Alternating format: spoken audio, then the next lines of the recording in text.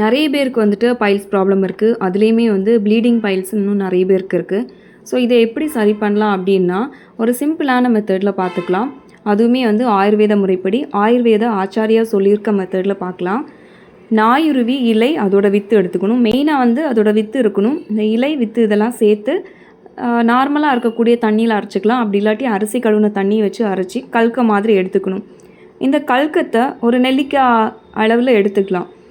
இதை வந்து அரிசி கழுவுன தண்ணியில் தான் நம்ம கலந்து குடிக்கணும். 2 வேளை எடுத்துக்கலாம். காலையிலையும் ஈவினிங்கும் எடுத்துக்கலாம்.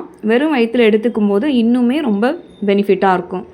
2வது பார்த்திங்கன்னா எள்ளு, நமக்கு எல்லாருக்கும் தெரிஞ்ச கருப்பு எள்ளு. அந்த எள்ளை வந்துட்டு வெண்ணெய் கூட சேர்த்து அரைச்சிக்கணும். வெண்ணெய் எடுத்துக்க பிடிக்காதவங்க வந்து சிறுநாகப்பூ இது 2த்தையுமே வந்து அரைச்சி அதுவுமே வந்து கல்க மாதிரி ஒரு உருண்டையாக பிடிச்சி வச்சுக்கோங்க. அது கூட வந்துட்டு கொஞ்சமாக கற்கண்டு எடுத்துக்கோங்க.